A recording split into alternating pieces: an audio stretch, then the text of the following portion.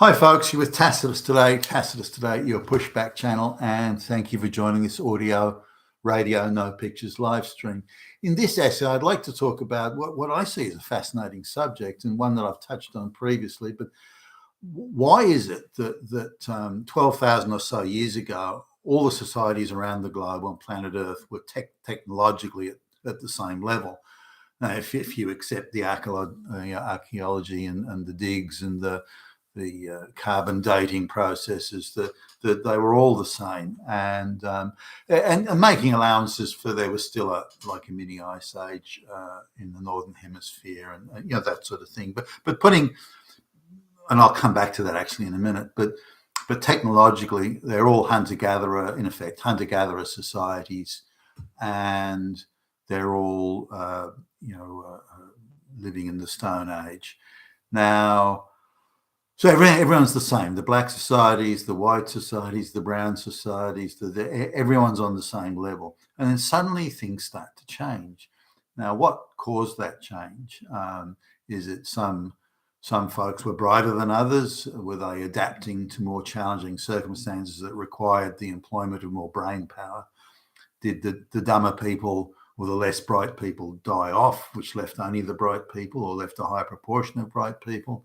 Were there unique challenges that caused these different societies to rise to the occasion, or what was it? Were there multiple factors? In these sort of situations, there's typically multiple factors that all move along in different timelines in a matrix, and they culminate in producing a major difference, or in this case, technical advance. But it's more than that, because while there were certainly technical advances going on, there was also organizational differences, the ability of some societies to cooperate and organize, and the much reduced ability of other societies, or lesser ability of other societies to organize.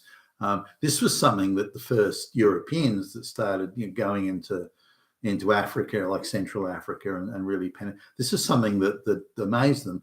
Why were these black societies so unable to cooperate and collaborate to get things done?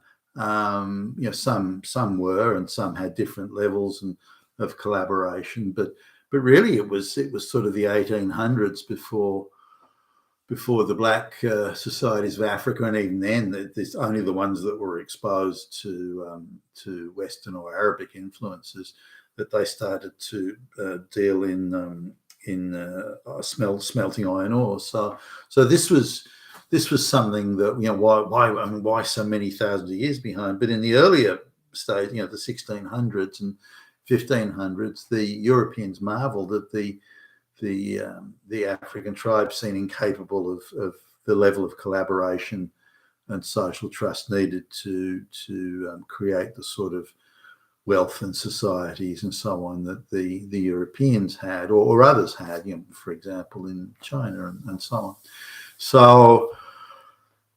So we need to look at not simply technical advancement, even though that's key, but also organizational capacity. It takes a certain amount of trust to be able to collaborate for the common good, and to not think of just yourself or your immediate family. Now, I'll draw a parallel here because, and I've mentioned this before as well, there's a local parrot, very colourful parrot here in, I'm just repeating, and I've mentioned this previously, we live in an area, we back onto a big national park that goes for many kilometres, and we abut the park directly. So I'm looking out the back window now at the edge of the park, and it's from, I don't know, 15 metres off the back balcony there. It goes straight into some very thick and dense forests. So there's lots of wildlife around the place. And there's a certain breed of parrot which is local, and they're rather an ancient breed. So they've been around for gazillions of years. And there's a much more recent breed of parrot. When I say recent, they're 10 million years old instead of 30 million years old, or something in that order at least. Now, the older breed of parrot is, the prehistoric type. The older breed of parrot is incapable of organising, other than their breeding partner and a brief period where they look after their offspring. But other than that, they're incapable of group organization. And you see this in various ways. For example, there's quite a few small level constrictor snakes that live in the forest. And they grabbed one of these, like 40 foot up off the ground. If it was low down, I would have interceded, but 40 foot off the ground, and the snake grabs this more ancient breed of parrot, and it's got half a dozen or so of other parrots there of its breed, and they just stand there watching, not making a noise, just not even bewildered looks on their faces. They're just sort of, it's like nothing's happening. It's like they don't even sort of understand or appreciate or care. Maybe that's even better. They don't care what's happening. It's just and so their compadre, their parrot is screaming with terror and pain and this and that, but they're unmoved, absolutely unmoved, and they just watch the snake killing it and then eating it. So now, this other more advanced breed of parrot, the same thing happened. Just a couple of trees across, the snake manages to grab one of them. Totally different response. The group of parrots go straight away, organized. They're jumping on the snake and harassing it and squawking like mad and creating this huge din and before the snakes finish the job, it just thinks, no, this is all too hard. I'm out of here, and let's go. Now, as it turns out, I went and got the parrot to drop, and it died an hour or so later anyway. So the damage or the injuries it sustained ended up killing it nonetheless.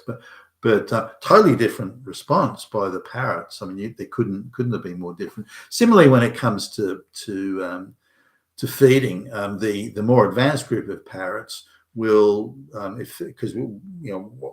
especially injured parrots, we look out for them.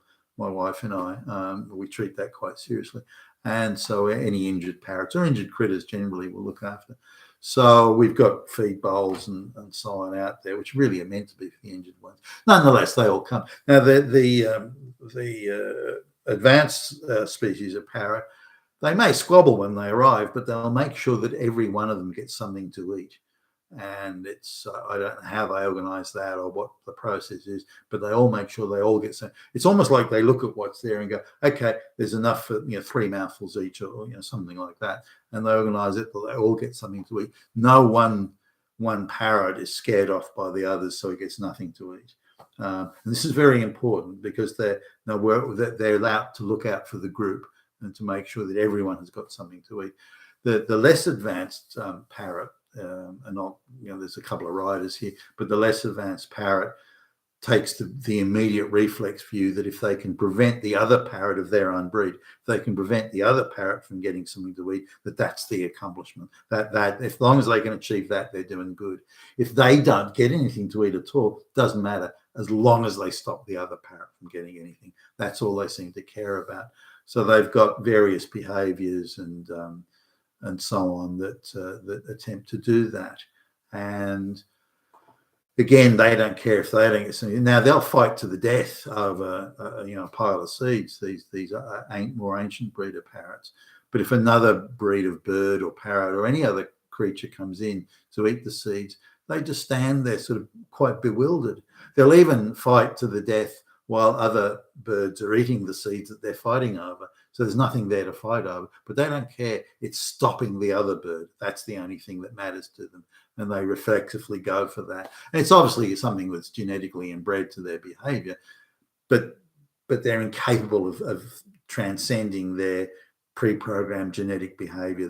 They cannot move outside of it. They do not have that sophistication to do it. Whereas the other breed of parrots do. They're able to adapt their behavior to suit the circumstances and not just purely respond to genetic programming. So say for example, there's a semi-carnivorous turkey that lives in the forest here, and it'll kill one of those birds if it can catch it, or severely injure them with a sharp beak. But these advanced parrots have got a way of dealing with this. One parrot will go out front and walk backwards slowly or fast enough to stay out of reach of the turkey's beak, and they'll walk backwards on this. And then while other parrots climb on the turkey's back and chirp at it and like a crescendo sort of pitch that seems to upset the turkey. And it takes 4 of them to do this. So one will be out front and 3 are jumping on the turkey's back. But they'll adapt different. So if there's 2 turkeys there, they'll adapt around that. So they're capable of adapting to specific circumstances where the other breed of parrots are not. They are straight programming and that's it. And they cannot behave or act outside of that. So now, unsurprisingly, the ancient breed of parrots struggle. Well, they can't compete. They're not struggling to beat. They just can't. And they're incapable of organising as a group. And so they're being, and I wouldn't be surprised if they're extinct over the next less than 50 years, and the other parrot will be in complete control. This is often, I think, how extinction occurs. The green people love to say, it's because of those damn humans and Hitler and da. But I think it's situations like this that cause the difference. There's a breed of parrot in town that's much more advanced, and they're very successfully procreating and sort of taking over the town, whereas the others just can't compete, and they're incapable of adapting to changing circumstances.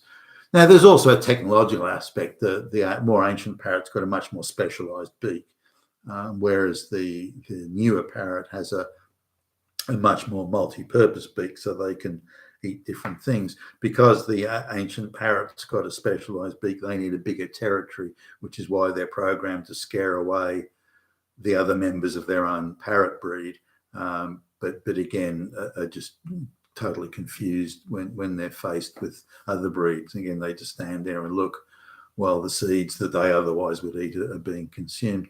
The other parrot, the more advanced parrot, is far more adaptable, and again can adapt to individual situations quite quickly. Actually, they, within a few interactions, they've learned, okay, we have to do this in order to prevail in scaring off the turkey or something. So coming back now to human evolution. So we're looking, depending on whose numbers you want to look at, that somewhere between 6,000 and 8,000 years ago, the wheel was invented. Before that, you see evidence in around, say, the river valleys of the Middle East and in Northern Europe. You start seeing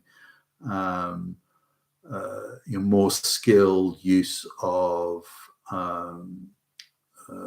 tools, stone tools initially, 10,000 years ago, use of stone tools to fashion spears. And you see technically the spears aren't just pieces of wood that are sharp, as they would have been, say, in Africa, but they're now they've been heated in fire to harden them. They've been reworked to make sure there's a sharp point. They've been given serrations so that they, once the prey is impaled, that it's harder for them to wriggle free and this sort of thing. So use of bone, fusing bone, sharp bone with the wood, and the bindings used, if you like, the string or the cord that was used, using animal gut. These sorts of things, that there's already, you're starting to see more advanced technology. Now, if you look at the cave paintings from, for example, 10,000 or 20,000 years ago, whether they be in Europe or Africa or China or Australia, anywhere, these sort of things are about the same. Again, you're seeing the same sort of technology, but then suddenly it began to shift. What caused that shift? No one's been able to adequately explain it.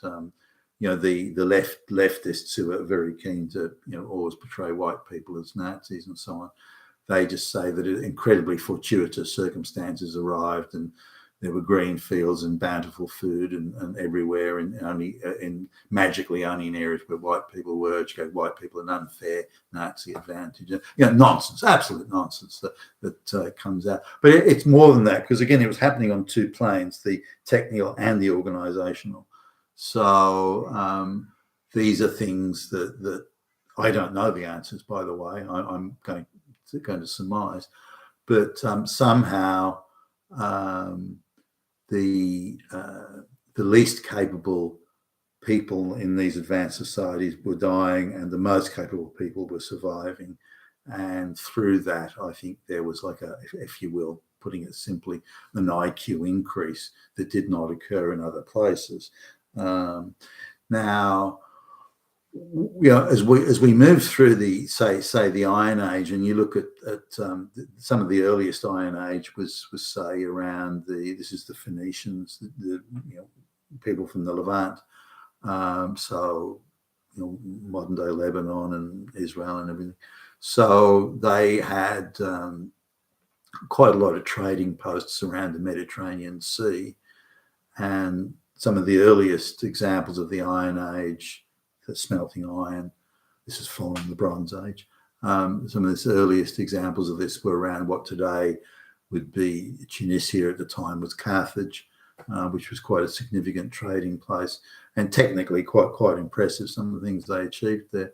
So 900 BC, 850, 1000 BC, depending on whose numbers, but it's around then that you see the Iron Age successfully taking off, and use of iron in weapons and tools, and in building materials like building nails and things like that.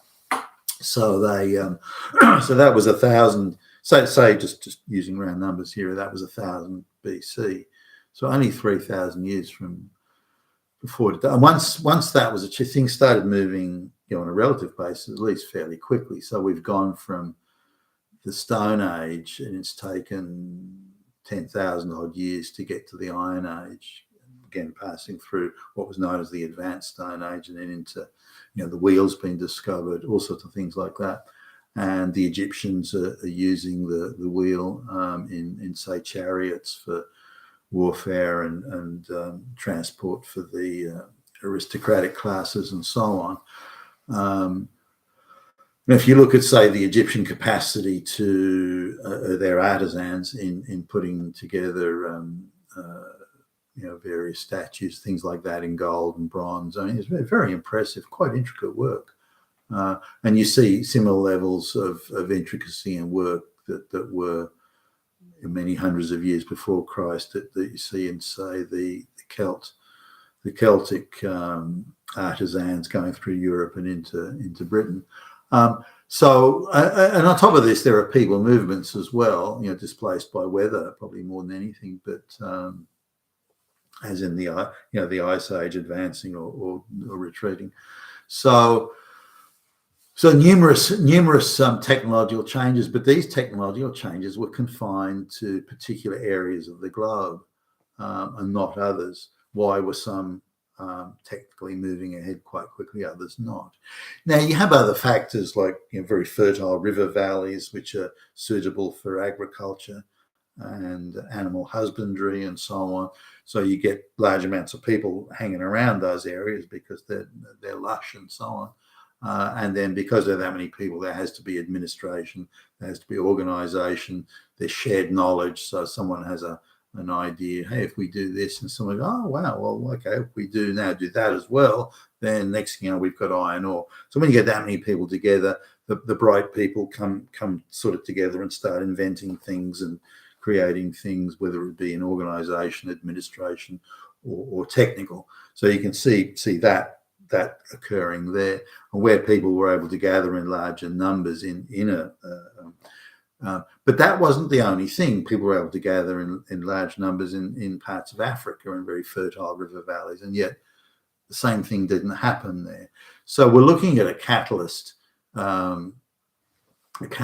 which is able to somehow create this spontaneous combustion effect in certain societies, not others. Why did the Western societies in the following the Renaissance and so on, why did they embrace the scientific age? Because all countries that in areas of societies that embraced the scientific age became wealthy. The ones that did not embrace the scientific age stayed where they were or even became relatively poorer. So So what is this spontaneous combustion effect? I haven't seen a book. Maybe someone can direct me in the comments, but I haven't seen a book that provides an explanation to this, or at least one that I would deem as plausible.